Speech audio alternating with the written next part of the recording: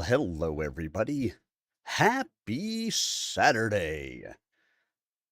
I feel like I'm a little off today. Sometimes it happens. Primarily because it's my wife's birthday today, and so I spent most of the day with her.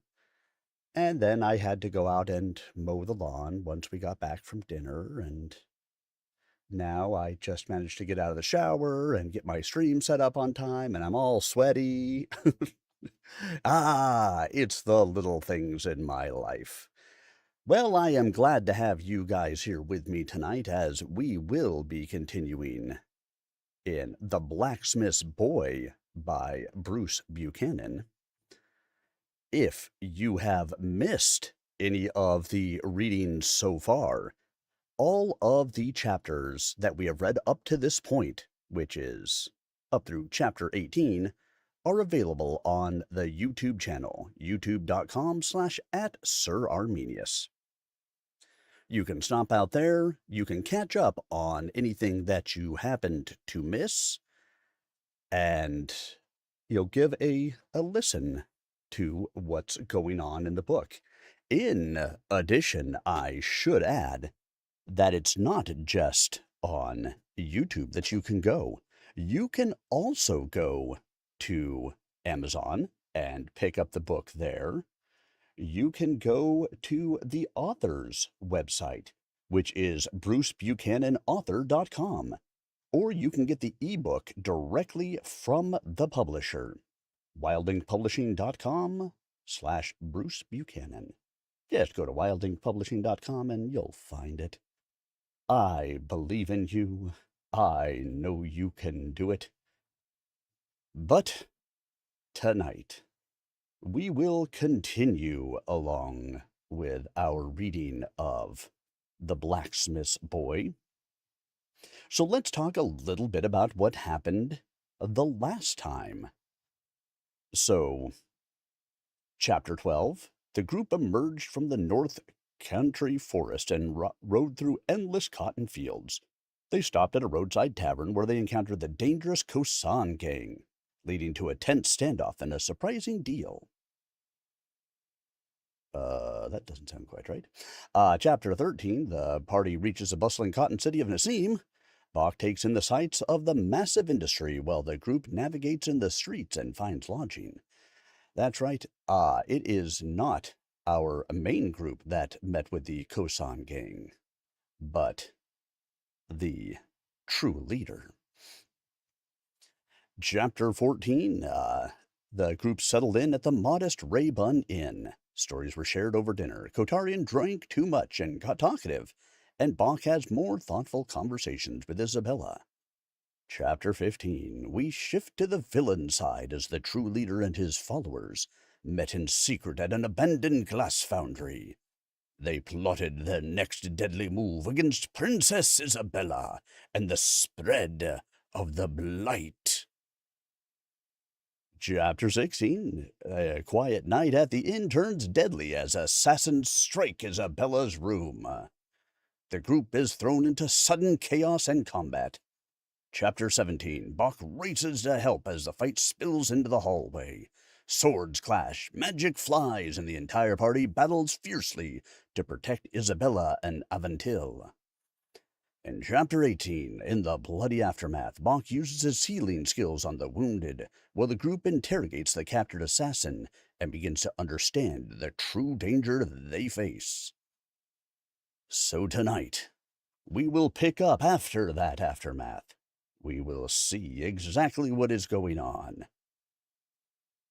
Joseid Souza Morea, hello. And we will go in for these journeys all together. Just a reminder that I do record all of the chapters individually, so while I will not engage with you guys during the chapter reading, you are welcome to put your questions into any of the chats, whatever channel you happen to be on. I will be happy to get back to them in between chapters. You talk about them then, I'll answer questions, answer anything you'd like to know. And of course, you guys are always welcome to chat with each other throughout the stream, because, hey, That is okay too. And now, wherever you happen to be, if you happen to be in a hot place, get yourself a nice cold drink. If you happen to be in a cold place, get yourself a hot drink. Sit back, relax, and prepare to enjoy as we dive into our next reading of The Blacksmith's Boy by Bruce Buchanan, read for you by your humble narrator, Tim Maloney. And again, I will be recording these, so if you miss any part of it, stop out to the YouTube channel, youtube.com/@SirArminius, and you can catch up on any of the story that you missed, or stop out to Amazon, pick up the book, go to wildlinkpublishing.com or brucebuchananauthor.com. All those nice places that you can stop out to and partake of the book, so that way you can keep up with what is going on with the Blacksmith's Boy. And now, let's go ahead and get ourselves started. And Zolo's man. Hello. Hi. What? Yes, live reading of The Blacksmith's Boy. And here we go, diving into Chapter 19. They went back down to the inn's downstairs tavern, which was closed and empty for the night, until they could get ready to depart. As Bach continued tending to the injured, Isabella ducked into the kitchen and changed into her riding clothes. Tovano gathered their horses, while Kotarian went out to buy a cart with which to transport Aventil, who was too hurt to ride. Spotting a delivery cart making its rounds to the shops and eateries on the street, Kotarian spoke a few words to the driver, then returned a few moments later with the cart, minus the donkey. "I'm sorry, Your Majesty, but that fruit peddler charged us 2 gold for this rickety donkey cart."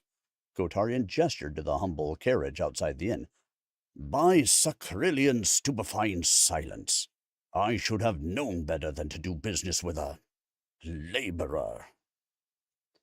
Or maybe you demanded when you could have asked politely.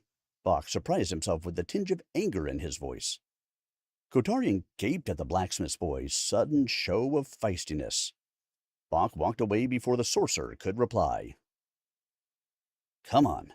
We need to get Aventil into this cart and then back to bed. He needs to rest, and so does Corrigan." "I'm fine. I'll help." Corrigan sweated heavily and staggered as he rose from his chair. "The commander is far from fine. He has lost so much blood." "No, sit down." To Bach's surprise, Corrigan didn't argue this time and returned to his seat.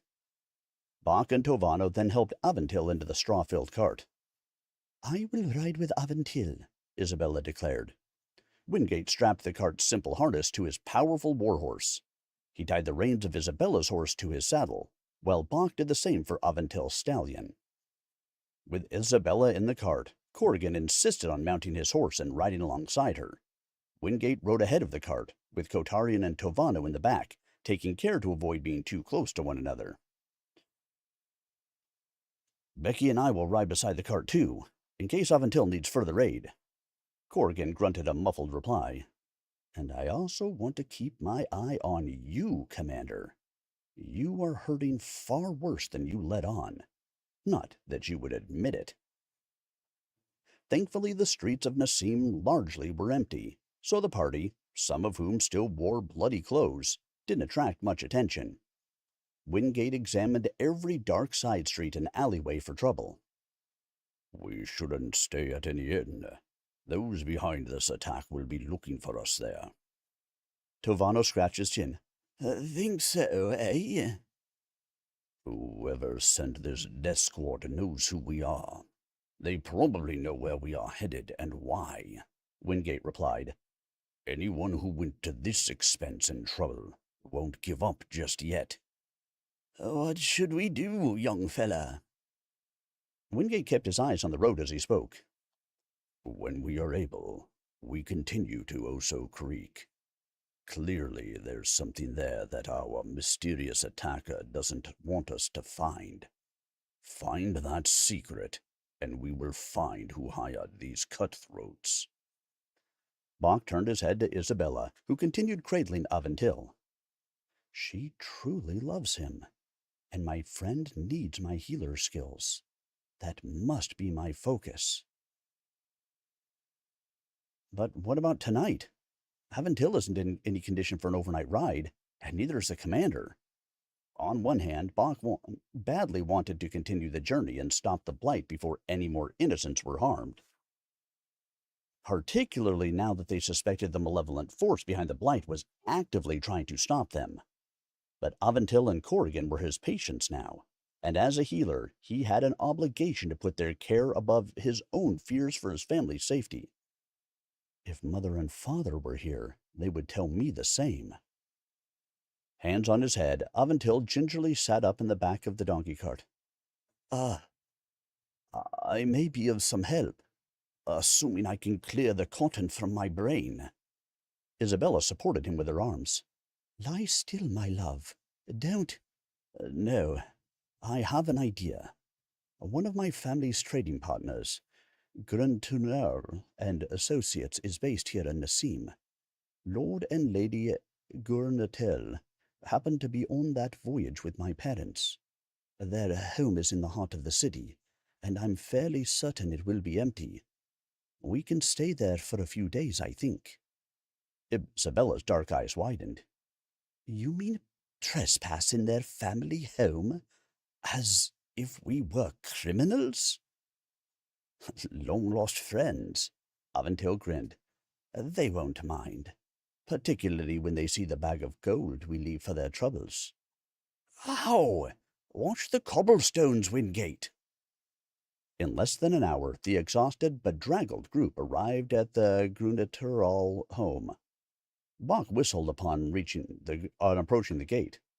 The three-story home featured large stone columns in the front and a back garden secluded by thick rows of hedges.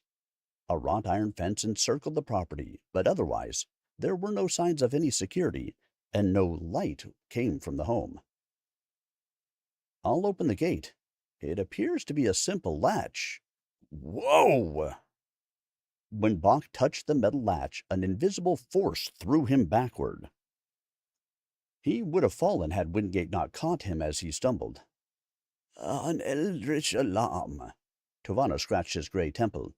"Figures they wouldn't leave such a nice home unguarded."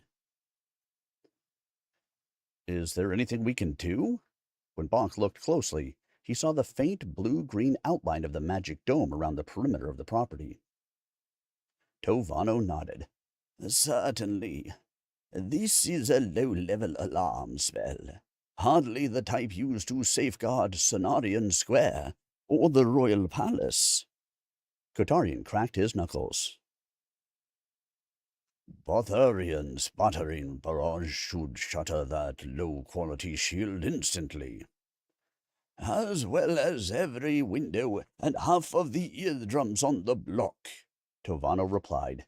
"No, this takes nuance. Allow me." The old sorcerer placed his hands at the sides of his head and closed his eyes. He quietly spoke a few words, and slowly a small hole in the dome began to open, just big enough for a person to walk through. Bach tried the latch again.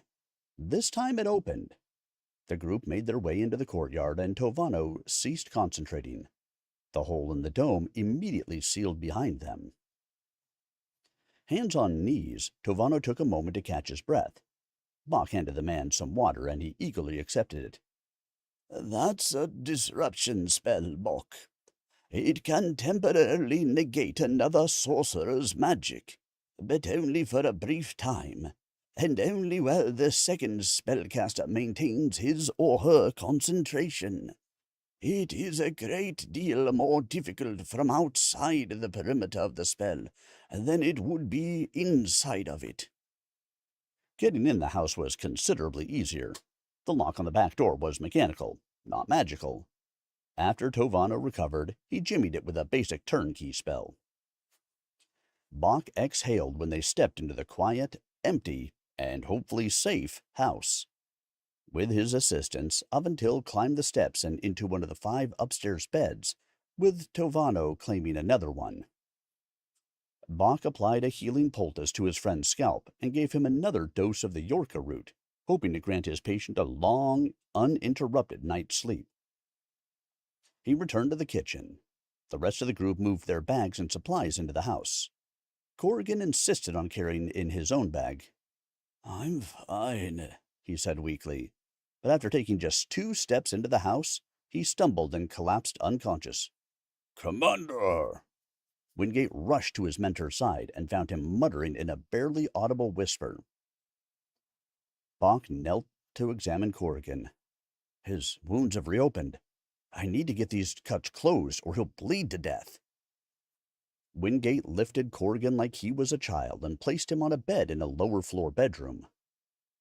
Bach pulled some items out of his healer's bag and pointed to the pantry. "See if they have any dried sage." It wasn't exactly the herb he needed, but Weni Khan told him sage would work for a healing spell in a pinch. Isabella jumped up and searched the cabinets. "Kotarian, find me some clean rags." "Please." To his relief, Kotarian did as asked without complaint. Bach then ripped open Corrigan's shirt, cleaned the gory gashes on his shoulder, and stitched the wounds closed. When Isabella returned with the sage, Bach tossed a pinch into the air, took each of Corrigan's hands, and began his folk magic incantation. He closed his eyes and focused all his thoughts, all his energy on repairing Corrigan's injuries. "Heal this man. Flesh become whole. Wounds knit and strength return." He held the spell for a full 5 minutes until he could hold it no longer. With a gasp, he opened his eyes. Such a spell was one of the most powerful in a healer's repertoire, but one of the trickiest. One small mistake and the spell could fail. He dropped the commander's hands and pulled back the man's shirt. The wound remained raw, but the bleeding had stopped. Bach then smeared the cuts with a salve to keep the wounds clean. I finally did something right." "How is he?" Isabella asked, Wingate looking over her shoulder. Bach wiped perspiration from his brow. "He's better, but still not well. If I had treated him an hour ago, I'd feel much better, but—" "You did the best that could be done under the circumstances, Bach." Isabella squeezed his arm again. "Wingate, please keep watch over the commander and let me know if there is any change in his condition." "But, Your Majesty, I must be at your side to protect you. What if we are attacked again?" Isabella raised a single finger. "Currently, the commander needs you more. You have pushed yourself this whole trip, always putting our concerns ahead of your own. Consider yourself relieved of your duty until tomorrow morning." Wingate opened his mouth, but Isabella would hear none of it. "That is my decision, and, as your princess, I command you to carry it out." They stepped back into the kitchen to find Kotarian rummaging through the Gruneteral's cabinets. With a satisfied "Aha!" he pulled out a bottle of red wine. "This day has been a complete disaster. I only can hope tomorrow brings better fortune, or a quick death." He walked up the stairs, bottle in hand, without a word to the others. When Kotarian was out of sight, Isabella's shoulders slumped as she sat at the table. "He is correct, you know." "About what, Your Majesty?" Bach put a kettle of water on the wood-burning stove. "This day, this mission, has been a complete disaster, as Kotarian said. Aventil and Corrigan were almost killed. We are fleeing for our lives. From what, exactly? They know us, but we know nothing of them." She closed her tired eyes and put her hand to her aching forehead. "True, they have us on the run." Bach took a seat beside Isabella. "But that isn't your fault. We all were taken by surprise at the inn." Isabella leaned toward him and shook her hands vigorously, tears now welling in her eyes. "It is entirely my fault. It was my idea to come here, and I asked each of you to follow. Ultimately, your safety and the success of this mission falls on my shoulders. I should have been prepared for every possible outcome." Now wait. Bach held up his hands. Prepared for every possible outcome? That is impossible. You can't hold yourself to that standard, Your Majesty. But I am the crown princess. If I fall short in my duties, the whole kingdom suffers. Perhaps Kotarian is right, and I am not up to the challenge. Well, we must be close enough to the truth that our enemies are nervous. So you are doing something right. Bach offered her a soft smile. I don't know anything about being royalty, but I know you have prepared for this your whole life. You are up to this challenge, Your Majesty, and that is the truth. She sniffed, then chuckled. You only say that because you must. He returned to the kitchen, lifted the hot kettle from the stove, and poured it into the coffee press. Remember, Your Majesty, I am just a serving-class boy from Sola Valley. I could flatter you for a month solid, and I still couldn't hold an estate or serve on the royal council. Setting a mug in front of her, Bach sat back down.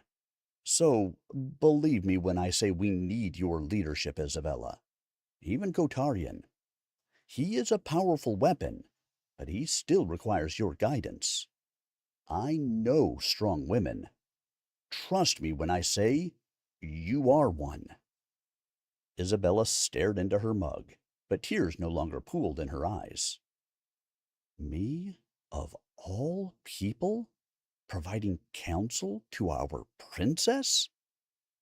I would have thought this was one of Yata's pranks. Except it didn't end with me getting punched in the arm. Bach couldn't help but grin thinking about what his sister's reaction to this conversation would be. You're laughing at me. Isabella looked up, trying not to succumb to laughter herself. I must admit, that is not a reaction I normally receive. Oh, no, it's not that, Isabella. I was just thinking about my sister. Again, that is hardly the response I expected. Now they both chortled. No, it's... You have to know Yata. Bach forced himself to say in between laughs. If she were here, she would scold me for not thrashing that assassin more quickly. And then she would lift her hammer and stand beside us in this fight. It sounds like you are fortunate to have Yata for a sister, as I am fortunate to have you as a friend. Isabella wiped the remaining tears from her face. Thank you, Bach. And do not think I missed that you called me by my name. I hope to hear it again.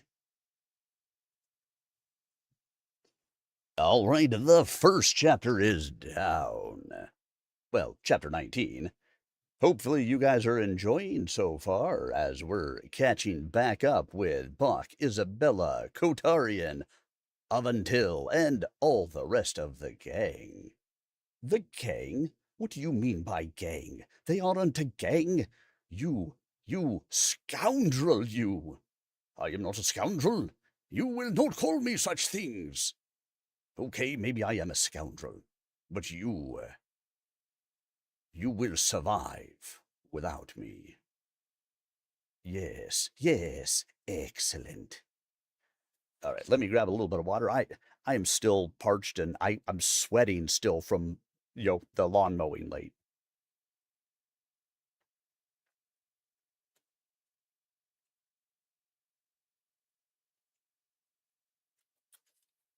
It rained the last 2 weekends here, and the grass is so tall. I was either mowing, the mower would stop. I had to rake up some stuff, mow some more, the mower would stop. Just a ton of fun. All right, everyone. It is time for us to dive back in to Chapter 20, Bach got up earlier than he wanted the next morning. While still somewhat tired, he was ready to get out of an unfamiliar bed. Yata would have cackled at that, for he always seemed to be the last one to the family's breakfast table. Of course, it didn't help that Kotarian snored as loudly as a hibernating bear in the next room over. Bach checked first on Corrigan, who thankfully remained asleep. Bach had looked in on the man several times during the night. The Yorka root appeared to be doing its work in easing his pain.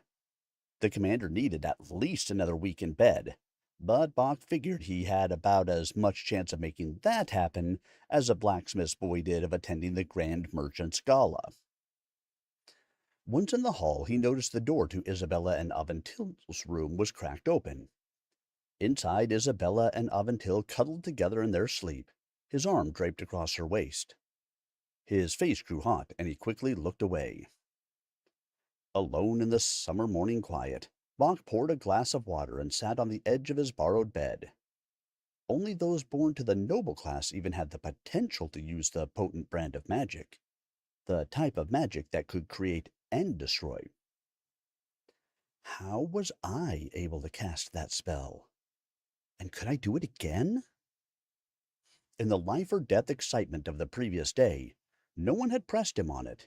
He had been more concerned with keeping Aventil and Corrigan alive, and then Isabella needed him. And truth be told, he didn't want to consider what his actions at the Raybun Inn might indicate. Because the only possible explanation he could come up with would be if, somehow, he was not truly the son of Tana and Finn Omat. He knew his grandparents well enough to know his parents weren't secretly noble class themselves. That led him to the uncomfortable conclusion that his parents had misled him about his own origins. But serving class life, and his parents' love, was all he had ever known. Certainly they would not lie about something so important. Someone who knew more about high magic, Isabella, Tovano, or even Kotarian, surely could relieve those fears. He couldn't avoid the question any longer. He needed answers. Bach went downstairs thinking about who could provide it when... "Got a lot on your mind?"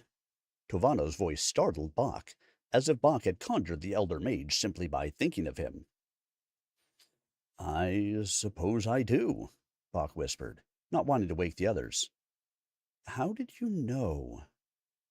Did you perform some sort of spell?" "Hardly." Tovano's wrinkle-creased face tightened into a smile. He took a deep sip of his sassafras tea. "If you've been around as long as I have, you learn to read people's faces.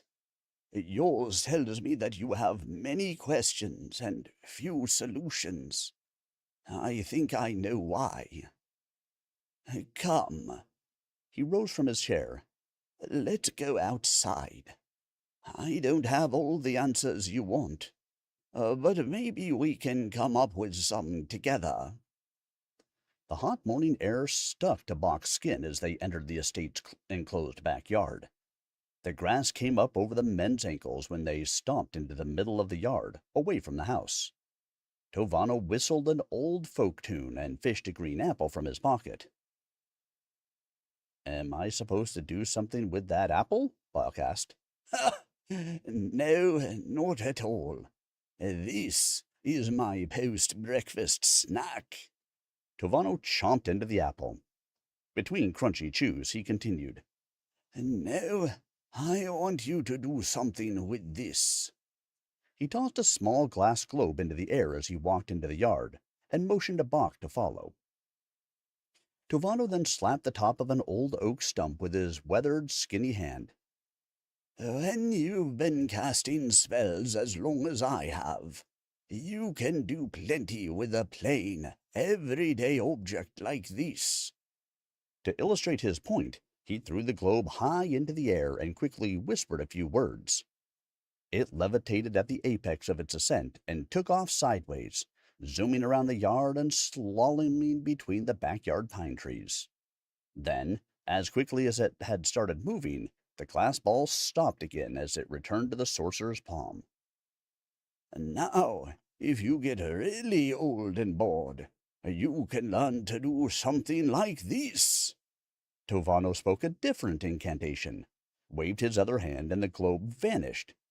Tovano pointed at a large rock around 100 feet away. The sphere rested safely in the grass in front of the rock. "That is amazing!" Bach exclaimed. Well, folk magic had its valuable uses. None of them were nearly as dramatic. "That is a transmission spell. The user can move an object across short distances instantaneously, even through walls. However, the spell can never be used on anything living." Tovano shrugged his bony shoulders. "Transmission spells are never completely precise, to be honest with you. I was trying to place the globe on top of the rock, not in front of it.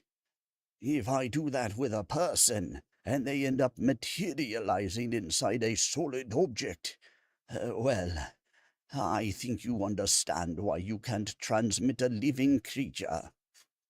Bach nodded. I had no idea such things were possible, even through high magic. "Oh, this is just the beginning of what you can do with high magic." Tovano finished the last bite of his apple and tossed the core into the grass. "But today, we are going to start with something much more basic. Do you remember the words to the push-pull spell you used last night?" Bach shuffled his feet. His breathing sped up. I believe so. Do you want me to try to use it on that stump?" "Oh, no." Tovano chuckled. This stump is rooted deeply in the ground. I would be hard-pressed to animate it, and I've been doing this spell for more than 40 years. Tovano placed the crystal sphere on top of the stump. "No. What I want you to do is to simply animate this globe. Don't worry if you can't hold it long. Just get it moving, if you can. And if you can't, then we'll consider last night up to one of those mysteries of life." The more Tovano talked, the more skeptical Bach became that he could repeat this incredible feat. He wondered if his actions back at the inn were some once-in-a-lifetime fluke born of desperation, an answered prayer, or even a spell cast unknowingly by Isabella, some sort of self-defense reflex of a trained sorcerer. But I have to try the spell again. I must know for sure. "Just take it slowly, my young friend," Tovano encouraged in a low, soothing voice. Bach closed his eyes and pictured each of the words to the spell in his mind. Word by word he spoke the incantation, carefully enunciating each syllable for fear of the sounds tingling on his tongue. His eyelids remained shut, but Bach could feel the invisible tendrils of magical energy snaking forward from his fingertips. They crawled across the ground and through the air toward the glass ball. He had experienced this sensation once before, when he willed the dresser to move across the room to save himself and his friends from mortal danger. Except this time, he was aware of what was happening and controlled the magic. He could almost understand why Kotarian carried himself as he did. Bach stretched his arms forward. The globe rolled, then dribbled, then bounced once, twice, and into the air. It hovered precariously an inch or two above the stump, like a baby bird pushed out of the nest to test its wings for the first time. "Right, right," Tovano clapped softly. "Keep it going. Just a few more seconds." Bach's strength ebbed. His outstretched arms ached under a phantom strain, as if he held Yata's hammer. Bach opened his eyes. The connection instantly severed, and gravity took its course. The globe dropped onto the stump with a thud, shattering when it struck the wood. I'm sorry about your globe, Tovano, Bach sputtered, hoping he hadn't broken a favorite heirloom. Don't you worry about that. Cost me 2 silver at the Great Bazaar. They've got a whole table of them. He walked a quick circle around the globe, making mental calculations of the height it reached and the time Bach held it in the air. He shook his head vigorously. I say, that was quite a feat, my friend. How did you? That's what you're supposed to tell me. Bach flexed his arms, trying to bring feeling back to his stiff muscles. Tovano continued to shake his head side to side. By all rights, you shouldn't be able to do that, even if you are what I suspect. What I suspect? I don't like the sound of those words. What do you suspect? What do you mean? Tovano put his hand on Bach's shoulder. Come, let's go back in the house. Bach started to object, but Tovano cut him off. I know you want answers, but Princess Isabella must hear what we are about to discuss. Bach, your life is about to change. Nothing you've heard or experienced can prepare you for what you are about to hear. You are no longer a simple village healer. You soon will become one of the most important people in Imarina. Uh-oh. The most important people in Imarina? How's that gonna be? What would you do if you were famous? Dun dun dun. What will he do, ladies and gentlemen? What do we think the answer is? Is he mysteriously royalty? That nobody knew, but we will find out is the case? Or is it what I suspect? And what I suspect is that anybody can cast spells if they have the proclivity for it. However, the noble class has long kept the serving class from knowing that that was a possibility. I guess we'll find out, won't we? When we start into Chapter 21. Tovano's gentle hand stirred Isabella from sleep. Tovano, is everything okay? She rolled over to see Aventil still asleep and visibly relaxed when she realized he was fine. Oh, yes, yes, yes. Everything is well, your majesty, the sorcerer whispered. But Bach and I need to speak to you. In private, please. Tovano's excitement and the mystery surrounding his behavior concerned Bach as much as it piqued his curiosity. They went downstairs, and Isabella rubbed her eyes in protest of the already bright morning sun. Your Majesty, pardon the interruption. It's just, after what happened at the inn yesterday, Bach and I conducted an experiment, and it confirms my suspicions. Mr. Ormart here is a noble and has the acumen for high magic. Nausea hit Bach in the stomach, just as it did when the wolves attacked. He began to hyperventilate and turned away so his friends could not see his panic. Tovano had just confirmed his suspicions and his dread. Only members of the noble class may be born with the ability to use high magic. When the nobles claimed they were born to rule, they offered this as proof. Such was the natural order of things. Or so Bach had always been taught. So if Bach could perform high magic, he must be a member of the noble class. It was a simple matter of connecting the dots. That also means I am not the son of Tana and Finn Omat of Sola Valley. But how can that be? I have my father's green eyes and my mother's affinity for baking bread. Yata even remembers the day I was born. She calls it the saddest day of her childhood. She was used to getting all of Mother and Father's attention, and when I came along, she had to share. Isabella furrowed her eyebrows. Why would you declare such a thing, Tovano? You have upset Bock. Although groggy a moment earlier, Tovano's proclamation provided a bucket of ice water to her face. Surely, in your decades of study, you must have encountered some other explanation for what Bock did. I know this is a shock, but I am quite certain. Tovano tapped his finger against a tabletop. He displayed some remarkable acumen just now. Isabella shook her head forcefully. No, Tovano. What happened last night was an act of desperation. Bock's life and those of his friends were in danger.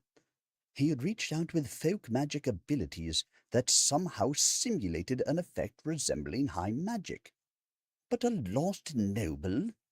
That is a huge conclusion to spring on our friend. Tovano looked into Isabella's rapidly blinking eyes. Perhaps if last night was the only evidence. But just this morning, Bock reproduced the push-pull spell, this time under no duress, and with great effect.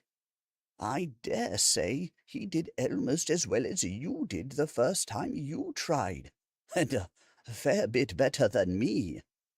There can be no other answer. Bock Ormat is of noble birth. Isabella went quiet and looked away. Bock slumped into a chair, unable to stand. My parents lied to me my entire life. Were they secretly noble class too? No. Why would they work such hard lives as a blacksmith and a farmer? How did I come to live with them? Do I have another family out there? Does Yata know the truth, or was she lied to as well? Too many questions. I wish I could run away, go back home to Sola Valley, and forget I ever heard of sorcerers or blights or high magic.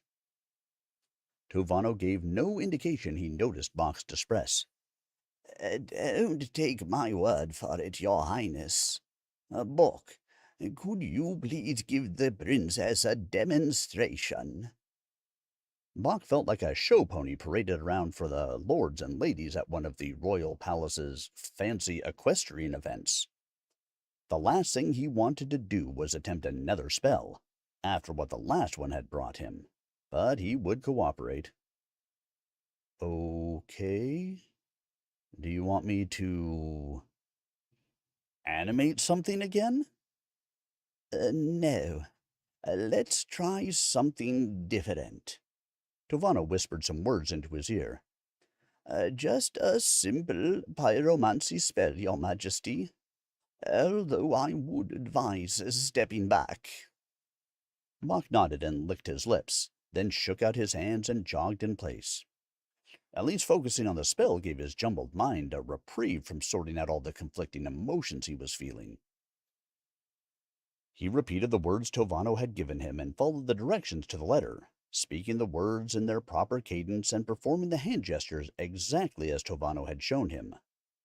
Bock could feel Isabella's eyes focused on his every movement. His tongue tripped and his fingers tangled. He pointed his hand forward, and nothing happened. I'm sorry. I thought I could do it. I should be relieved, but part of me is disappointed. Isabella bounced forward on the balls of her feet. I told you so. Bock is who he seems to be, and that is plenty. She patted his broad shoulder. Instead of comfort, pain stitched Bock's flesh where her hand had been. Does Isabella pity me for being a serving glass? Bock gritted his teeth and tried the spell again. At first, nothing happened. But then Bock's fingertips began to throb and burn, as though he had touched his family's wood-burning stove. He flicked his hand toward the kitchen, and a gout of eldritch fire shot forth from his fingers. The stream of flame struck a dish rag on the counter and set it on fire. Isabella gasped in what sounded like horror. "Oh dear," Tovano mumbled. Perhaps that wasn't the best choice of spells." Isabella numbly waved her hands, and the fire soon smoldered and died, covered by an unseen blanket of magic. Bach's display dimmed her usual spark. Not so for Tovano, who practically skipped around the kitchen. "You see, he must be a noble. Such a man would be a powerful ally for the crown, your majesty. A young sorcerer like you, whose loyalties lay with the king alone, not the house of magic." Tovano placed his hand on Bach's shoulder. "I'm sure we can arrange a proper title for you. The barony of Nardu is vacant, as the former baron died without an heir. You could fill that position and study sorcery with me in Ethanel. What do you say?" I don't know. I need to think." Bach's brain whirled, unable to process Tovano's offer. "This would mean leaving my home, my family. But do I still have a place in Sola Valley, after what I have learned?" So he turned to the princess, desperate for guidance. "Isabella, what should I do?" Isabella said nothing, but she didn't have to. The fact she couldn't even look at Bach said it all. "Oh, no, that can't be the case. Ladies and gentlemen, it's not right. It's just not right." "All right. It's not all right. It's all right. Right? No. Quite all right. It's quite all right, all right. All right, let us go ahead and continue our read, shall we? We will continue forward, as is best for everyone. Yes, I think so." Chapter 22. Bach threw himself into chores the next 2 days. He cooked every meal, hauled water from the well, helped Wingate groom the horses, and ministered to Corrigan.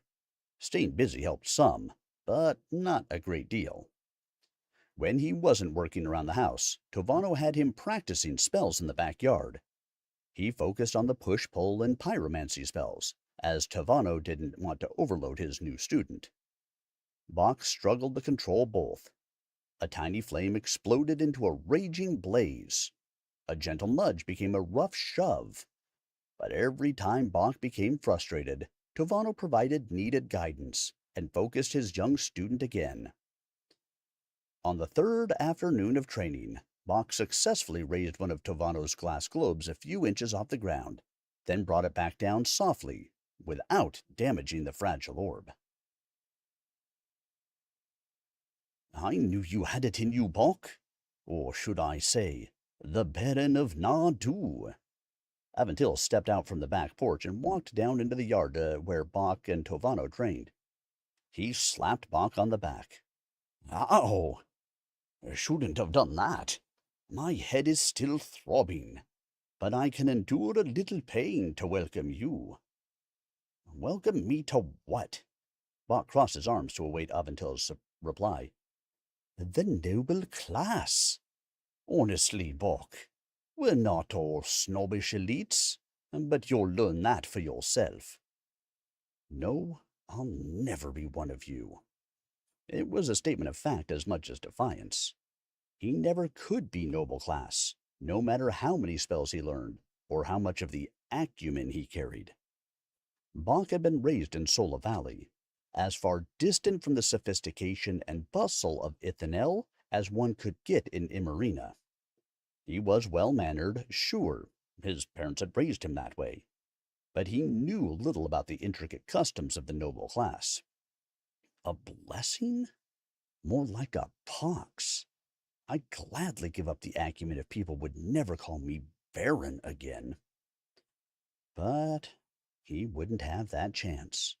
Not if Tovano had anything to say about it. And he certainly did. He had informed every member of the group that, without a doubt, Bach was a noble, blessed with an open invitation to the royal palace and the acumen for high magic. I wish Tovano could give me more time to process this. Most of all, I wish I could talk with Mother and Father. Whatever the truth, I want to hear it from my family's own lips. Baron, are you in there? Aventil waved a hand in front of Bach's face. Oh, sorry. I got lost for a moment. It's been a difficult week. I know, and I do not mean to make light of your burden, Bach, but that is why you have friends, to share that load. Bach bit his lower lip and nodded. Friends. Yes, at least I can trust my friends. After dinner, Isabella called Bach and Aventil back to the kitchen table, where she sat with Wingate. Wingate nodded to Aventil. My apologies for disturbing you while you recover, Lord Imarina. Not a worry. The Exalted One gave me a thick skull, perhaps with little inside of it. What troubles you, my friend? Bach cleared the table, but kept an ear on the conversation. A new noble or not, I still can't ignore a dirty dish. He filled a gleaming white ceramic basin with clear water, and deposited the plates in it. He then soaked up a clean cotton cloth and gently washed each item. Wingate spoke softly and deliberately. We know someone is trying to stop us from reaching Oso Creek. Whoever it is, I believe they have found a way to track our movements through Imarina. But who? Isabella drummed her fingernails against the table's dark mahogany surface. The only people who knew of our mission were the royal council and trusted staff. And how? Aventil added. Corrigan has had us on back-country roads, sleeping in fields, disguising ourselves. They can't trace us with magics either. Everything we have with us we brought from the royal palace. Except for one thing. Bach pointed to the string of cloth flowers Isabella received in Ithanel, which now rested on the kitchen counter, draped over a black and white vase. We didn't bring that necklace, and our trouble started after we got it. Now wait a minute. Aventil's face reddened. Tartio Thanila has done business with my family since I was a child. And granted, he holds traditionalist views on class structure, but that doesn't make him a traitor to the crown. Perhaps not, but we must know for sure. Isabella whispered an incantation, and a greenish light filled the room. The cloth flowers immediately glowed red. Bach dropped the blue porcelain dish he was drying, and it shattered into fragments on the clay tile floor. Curse me for a fool. They are enchanted. This necklace has put our enemies right on our heels. But before she could examine the spell signature on the cloth blossoms, they flashed bright white and crumbled into a pile of ash. Aventil held his fingertips to his open mouth. Remind me to buy you chocolates next time, my sweet. Isabella sighed. A counterspell.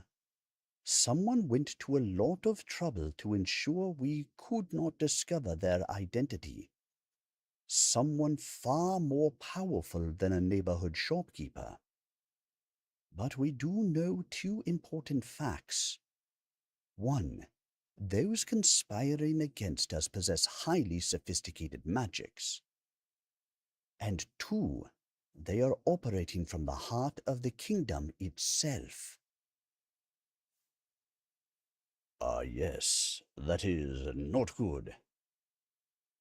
Esserhowden. Thank you for following. I appreciate it.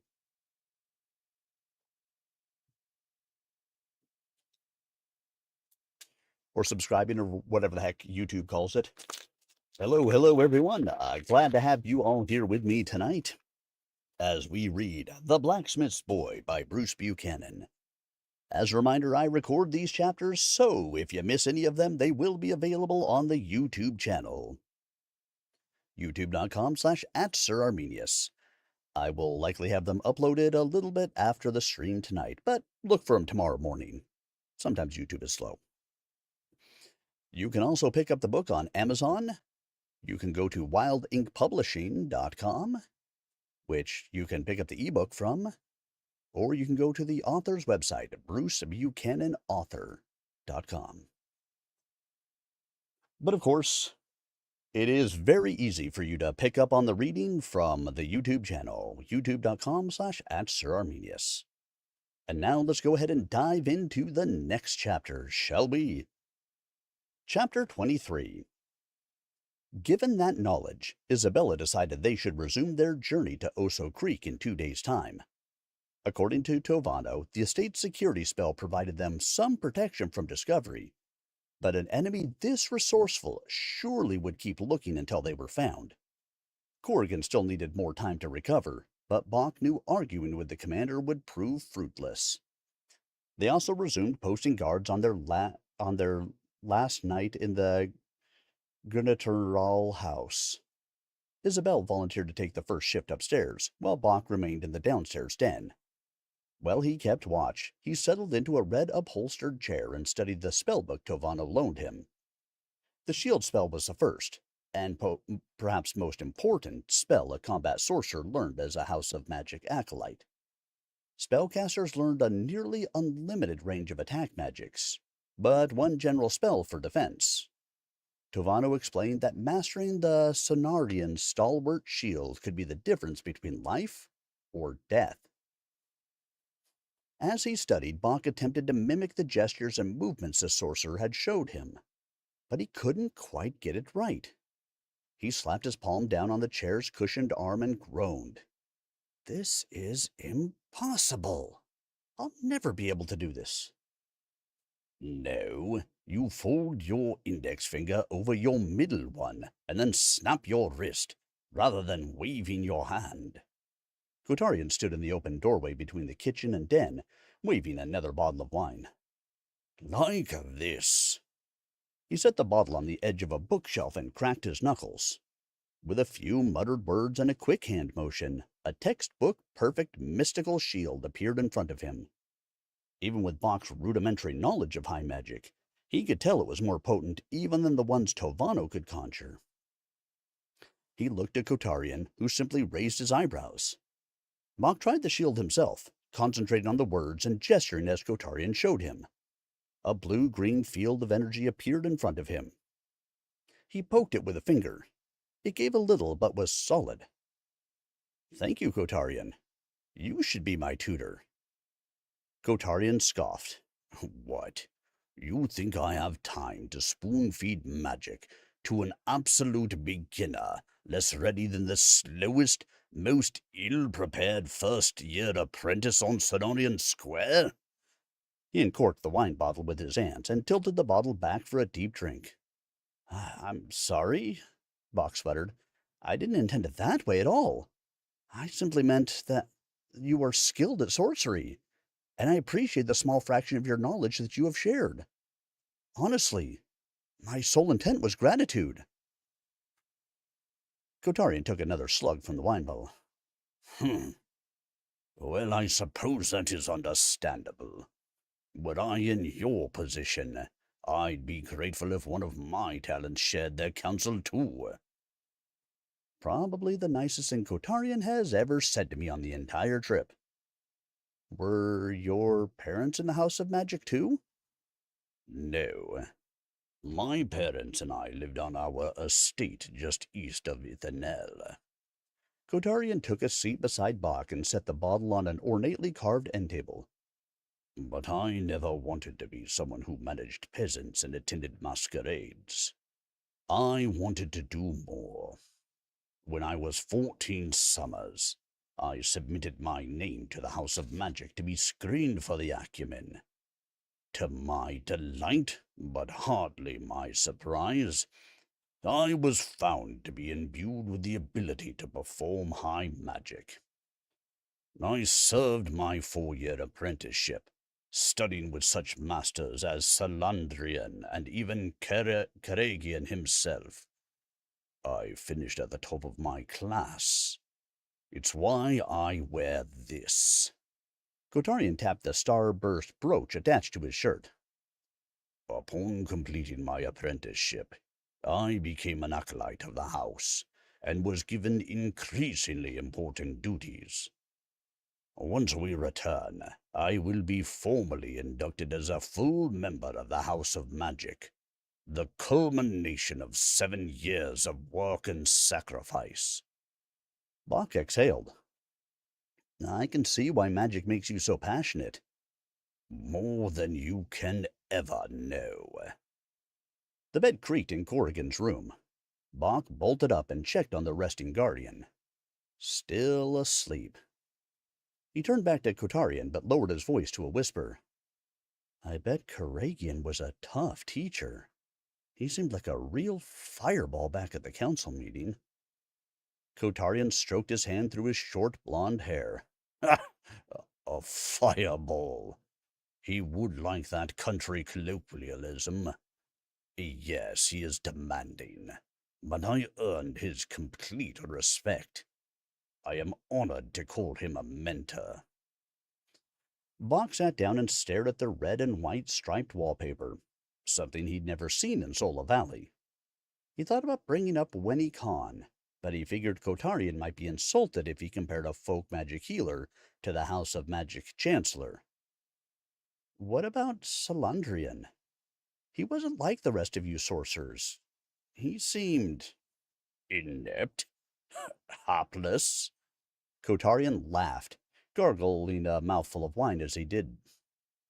Don't get me wrong. Salandrian is a fine academic, and he is an excellent steward of the house's collection of arcane knowledge. But as a magic user, he is not in the same class as Karagian, Leronian, or me, if I am being honest. From what I've seen, I can believe it. Bach closed the spellbook. I'm glad you were here for another reason, Kotarian. Tovano's story about me being noble-born. It seems far-fetched, but given the evidence, I can think of no other answer. You know far more about high magic than I ever will. What do you think? Kotarian's eyes went wide. Of course it's far-fetched. The idea of you as some long-lost noble, the heir to a legacy of magical ability, when you are so serving class. The notion of you being one of us is absurd. Bach rubbed the back of his head, reaching under his dark brown hair. What you say is harsh, but not untrue. How then can I perform high magic? I'm hardly a sorcerer, or your level, or Princess Isabella's. The comparison caused Kotarian to frown. But you saw what I did just now. Sonarian's stalwart shield. Speak the name if you are going to use it. My apologies. Sonarian's stalwart shield. How could I cast such a spell if I am serving class, as I have believed my entire life? Oh, you are definitely noble class. Kotarian drained the last of the wine. Just because what Tovano says is absurd doesn't make it any less true. Some way, somehow, you are of noble parentage. Perhaps your mother. Kotarian laughed to himself as Bach's ears grew hot. Well, some jests are too pointed even for me. Kotarian ended Bach's final hope of returning to life as he'd known it. Perhaps it is time to stop fretting about what is past and start figuring out how to move forward. Bach stared out the window into the dark Nassim night, his mind returning to a decade in the past. When he and Yata were children, they pretended to be sorcerers on those days when their chores were done and their parents told them to go outside and play. But those were childhood fantasies, adventures that a young boy and his rough and tumble sister spun to fend off the boredom of long summer days. This was real, as much as he wished it weren't. I prayed that I find a way to protect my family and friends, and I have been granted that gift. I still need answers. But one thing is clear. I must use these abilities to help others. The blacksmith's boy is a noble and a sorcerer now, whether I want to be or not. Maybe I never was a blacksmith's boy at all. Thank you, Kotarian. I suppose Tovano and I have plenty of work ahead of us. Kotarian threw back his head and laughed. Ah, Tovano! Ah! Tell me, Baron Blacksmith, do you trust Tovano? Bach nodded. That is your first and biggest mistake. Kotarian slammed the empty wine bottle down on the end table between his seat and Bach's. Has he told you about the circumstances of his departure from the House of Magic? No, I don't know the exact story, but I get the sense he left in protest of certain house practices. Of course, that's what he wants you to think. Kotarian spat. The truth is, Bach, that your trusted mentor Tovano was expelled from the House of Magic. It was before my time, and as I am not yet a full member, I am not privy to the exact nature of the dispute. But I can say for sure that his departure was the decision of our leaders, not some lofty sacrifice by Tovarian, or Tovano as you know him. Well, it is no concern of mine. I'd caution against putting too much faith in that charlatan. Kotarian continued. Your friend Tovano desires one thing. What is best for Tovano. Everything and everyone else are just collateral to purchase that reward. Expelled from the House of Magic? Was Tovano a fork-tongued opportunist, rather than the kindly old teacher he appeared to be? Tovano has been eager to help, while Kotarian, well, has been Kotarian. But the young sorcerer reinforced one idea in Bach's mind. If he listened, studied, and practiced as he had never done before, he could master high magic. He cast another shield spell, and this time it was a bit sturdier and lasted a few seconds longer than his previous attempts. A bit better, but you have farther to go than you can even imagine. Kotarian pointed to the empty wine bottle. Take care of that, will you? I'm going to bed. Bach mulled over what Kotarian had said for a while, then decided his time would be better spent reviewing the spellbook, rather than pondering his now uncertain parentage. After another hour of study, he jumped when he heard a loud creak from the kitchen. Houses naturally settle at night. Surely a groaning floorboard caused that noise. But Bach eased out of his chair and tiptoed into the kitchen just to make sure. Wham! Something hard and flat struck him between the shoulder blades, knocking the wind from his body and his body to the floor. What you doing here, villain? Answer me, or I'll brain you good. Uh-oh. He has found somebody. Of course, I gave the person a male voice, but it is a woman. That is okay. It was the heat of the moment. You never know how such things will go, do we? No, no, we do not. We do not indeed. But I will tell you one thing. We do know that the book will continue most, most rapidly here, as we will start into Chapter 24. Bach looked up to see a scrawny young woman with long, stringy, light brown hair wielding an iron skillet like a royal guardian would a sword. Don't move, she screamed. I know how to use this, and don't think I won't. At that point, Isabella ran down the stairs. Stop, please. We mean you no harm. What? You?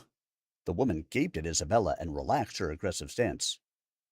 Do you know her, Isabella? Bach! Isabella's rebuke startled him, but too late. He had compromised her identity, and possibly safety. No worries, your majesty. A massive grin stretched across the young woman's long, narrow face. I knew you wasn't Princess Isabella. I recognize your face from paintings I seen. Remembering her manners, she quickly curtsied. I'm a loyal subject of the crown, your majesty. Name's Umra Sel. I'm the housekeeper and caretaker of this property. I've been coming by once a week since Gruternernals has been out of town. You have nothing to fear from me. I'd never tell your secret, honest. She then pointed to Bach. And you? You must be an earl or a baron of some sort. Are you Lord Imarina, consort to Her Majesty? That's it. I figured you for a bit taller, sir, but 'tis my pleasure to make your acquaintance. No, my name is Bach Omat, a healer from Sola Valley. I'm sorry if you find that disappointing, Umra. Not at all. You're servant class like me, then. So what you doing with Her Majesty? I can answer that, Umra, Isabella interjected. Again, I need your discretion, but as you said, I can trust you.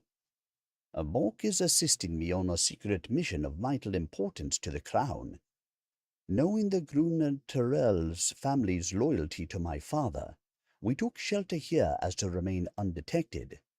But we are leaving in a few hours, and I'll come with ya. Umra threw her arms out to her side. Excuse me. I could be a big help, your majesty. I'm a great cook, can handle the horses, whatever you need me to do. Isabella cleared her throat. Umra, I am certain you are excellent at your job, but I must decline your generous offer. This mission could prove dangerous. Could? We've nearly died twice. But, your majesty, I'm not afraid. I know my way around a scrap, and there's nothing to hold me here. Don't you have a job working for the Gruner-Terrell family? Bach asked. The Gruner-Terrell family? Pshaw! Umra snorted. Lord Gruner-Terrell is a complete taskmaster. Clean this again, Umra. You haven't finished in the dining room, Umra. And Lady Gruner-Terrell, she looks down her nose at any of us that are not noble born. No offence, your majesty. None taken, but anyway, you can all go back to bed. We can talk about my place on the mission later, but first I'm going to fix you the best breakfast you ever ate. Umra shooed Isabella and Bach up the stairs. Me, cooking for the Princess Isabella? If mother was alive to see it. Bach wasn't ready to completely trust their security to this young woman. However, she had more right to be in the home than they did, so he went upstairs as she asked, but he doubted he would return to sleep. True to her word, Umra whipped up a feast of sugared pancakes, fresh fruit, smoked bacon, and scrambled eggs. Heavenly aromas practically carried Bach down the stairs to the kitchen. He couldn't help it. He cleaned his plate and went back for seconds. Umra, this is wonderful. I'm sorry I startled you earlier. She scooped eggs onto his ceramic plate until he held up a hand for her to stop. It's okay. Not every day I get to whack a handsome fellow with my skillet. Umra winked at Bach, whose cheeks blushed in response.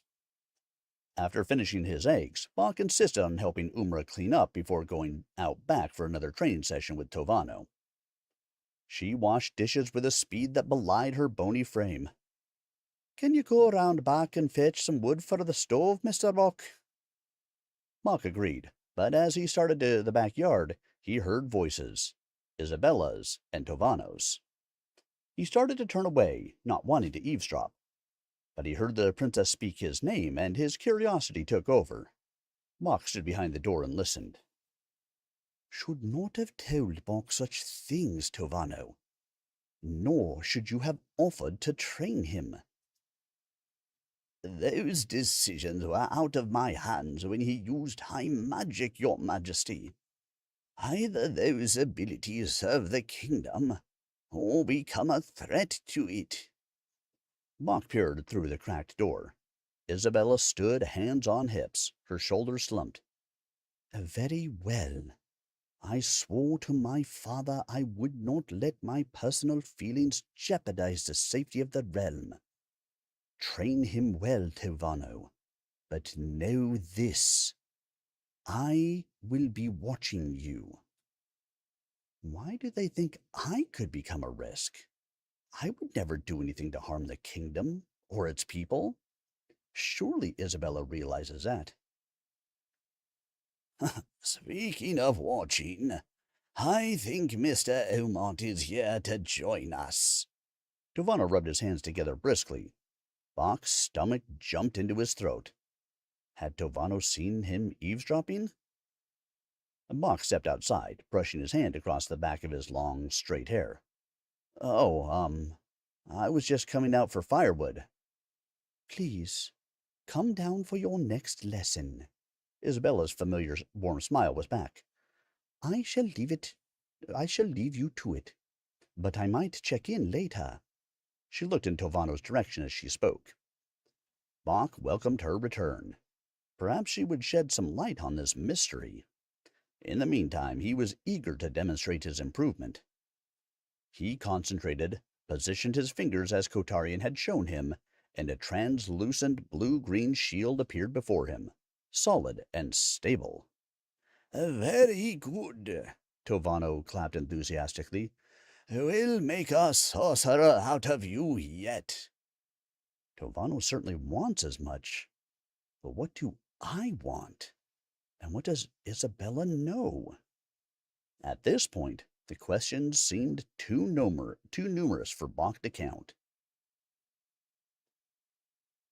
All right, guys, we're going to do one last chapter this evening.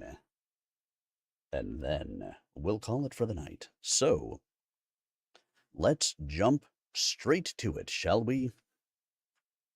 Chapter 25. Early the next morning, a clanging bell at daybreak jolted Bach out of bed. Wingate dashed up the stairs and went to the large window overlooking the front of the house. Two young people, revelers by the look of it. Outside the front gate, a young woman and man shouted, "Hello in there!" and "Anybody home?" as they rang the iron bell posted outside the defensive spell's perimeter. Isabella and Aventil emerged from their room. He slipped on a shirt and gazed around Wingate's wide frame. Who are they? They don't live here, at least to my knowledge. I don't know, either, but I'll go see. Umra, wait, Isabella cautioned. They could be. No worries, your majesty. I know what to do. And she bolted out the front door to greet the visitors at the front gate. Any idea what they're saying? Aventil peeked around the edges of the drawn curtains. Ma couldn't hear the discussion outside, but Wingate drew his sword from its scabbard nonetheless. After a few moments of animated conversation, the two revelers walked down the street, and Umra returned to the house. What did they want? Wingate returned his sword to its sheath. The others also crowded around, awaiting her answer. Only Kotarian remained asleep through all the excitement. Just a couple of young folk who lost their friend at a pub last night. Oh, and these friends they are looking for. An odd bunch of characters for sure. Let's see. One fella is tall, real thin but good looking. Another has collar-length brown hair, powerful build and short. Sorry, Buck. There's a blonde fellow who they called a name I won't repeat. Isabella put her arm around Aventil as they listened intently. Perhaps it is his lingering injury, but did Aventil pull away from the princess? Then they mentioned two older fellas, one real fit but ailing, and the other kind of scrawny. I resent that. Tavana reached for a leftover piece of cheese on the counter. I am naturally trim. I can believe it. I bet you could eat the guternals into the poorhouse. Not that I'd mind much. Oh, and there's a young lady with curly brown locks. Anyway, I told 'em I'd seen no such folk, and that I was here all by myself, as the lord and lady of the house are absent, and I'm just a servant girl meant to clean the place. What sent 'em on their way? I reckon they was asking at every house on the street. Umra tied her apron around her waist to finish cooking. She smiled as she tapped her long index finger on the kitchen counter. You know, there was one funny thing. Did I tell you I've worked a pub or two? They was still tipsy from their night on the town, talking real loud and slurring their words. Just your average drunkards. Other than they didn't smell of alcohol a bit, and fingered the daggers hid under their shirts while we was talking. She looked around at the group, and her smile having vanished. I never went to school, but I ain't stupid. I know you're in a whole lot of trouble. If I'd let 'em in, they would have slit all our throats, mine included. Am I wrong? Isabella made eye contact with her companions, then spoke. No, you are completely right, Umra.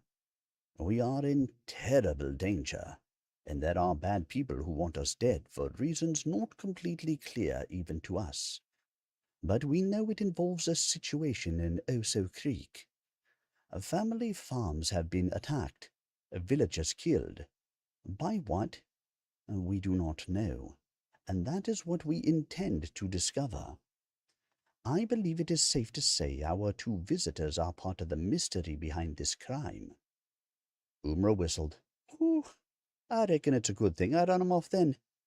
Princess Isabella and her friends on the run and hiding out with old Irma.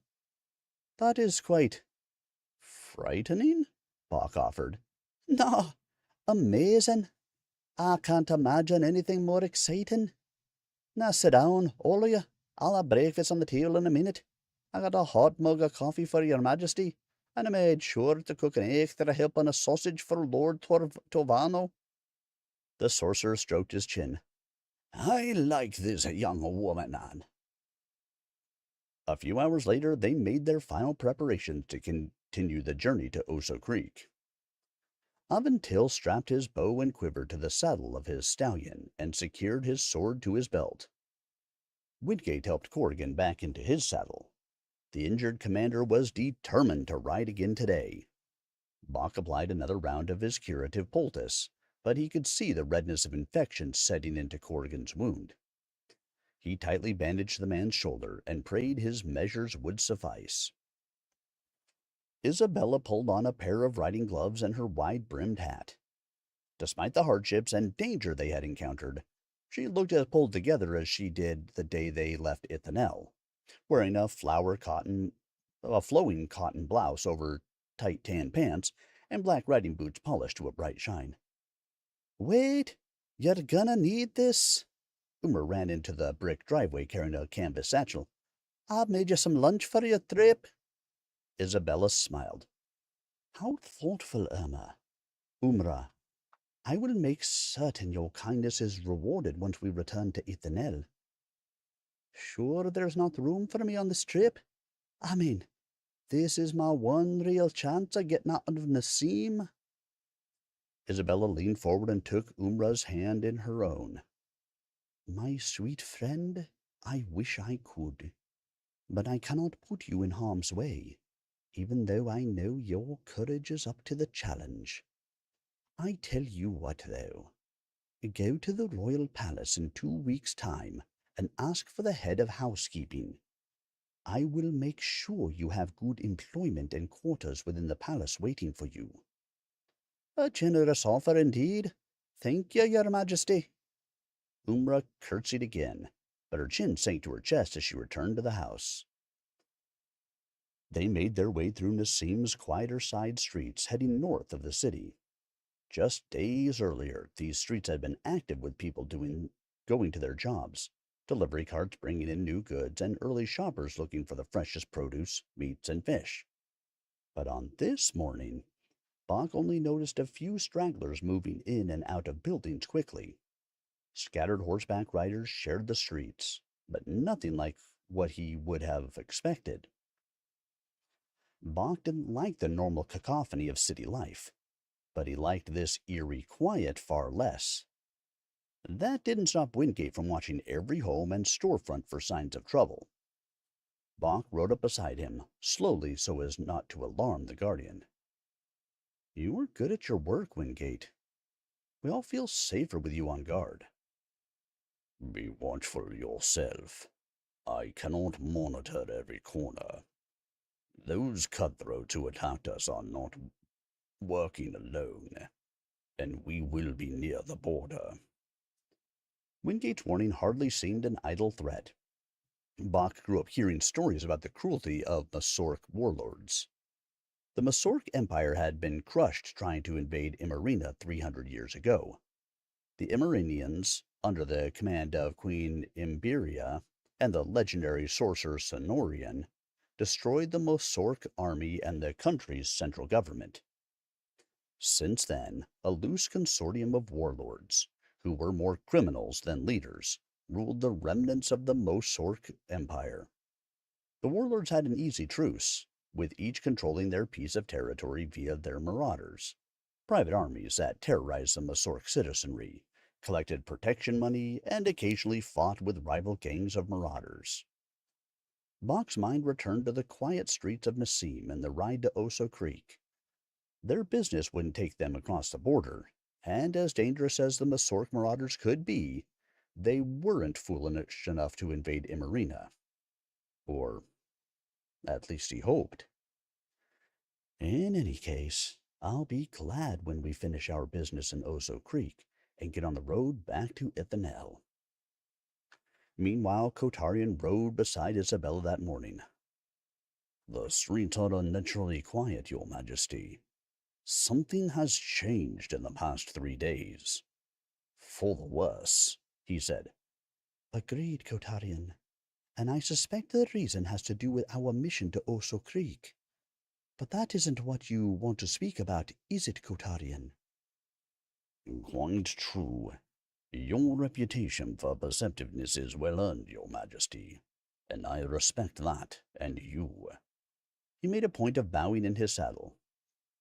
What I have to say is of a more personal nature, and I suspect you aren't going to like it. Nevertheless, I must say it for the sake of the mission, and for your own good. He continued, Your generosity toward the serving class is commendable, your majesty.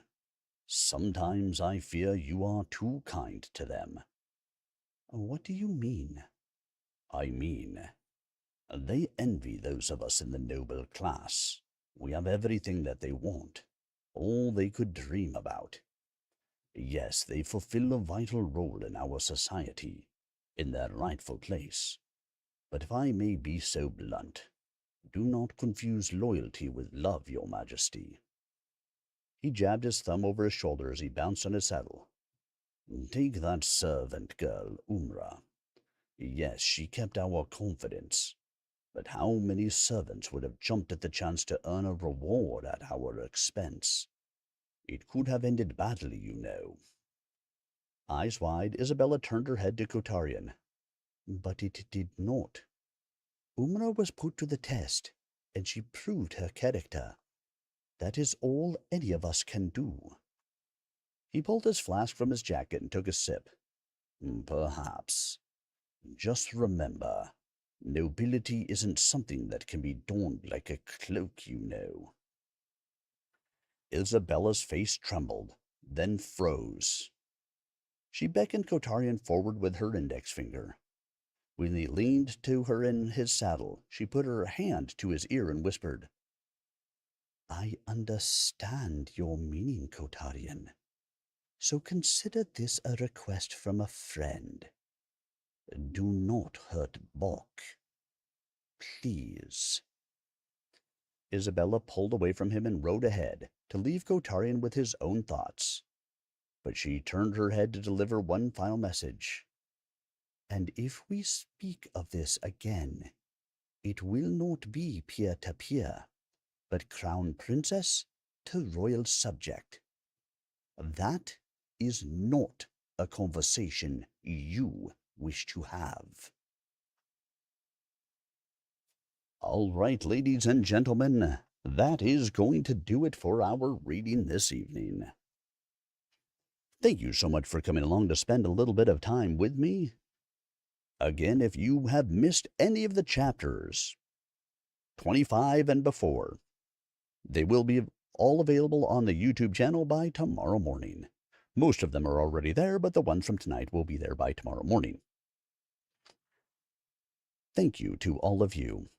The greatest gift that you can give me is the gift of your time, and I appreciate that you guys gave me the gift of yours this evening, whether it was for 5 minutes or for the whole stream. Either way, I appreciate it. I will be back again on Tuesday, where we will continue The Blacksmith's Boy, starting in Chapter 26. Until then, remember you can check out the book on Amazon, Wild Ink Publishing, or Bruce Buchanan author.com. Until I see you guys again next time, have a great evening and a wonderful rest of your weekend. Good night, everybody.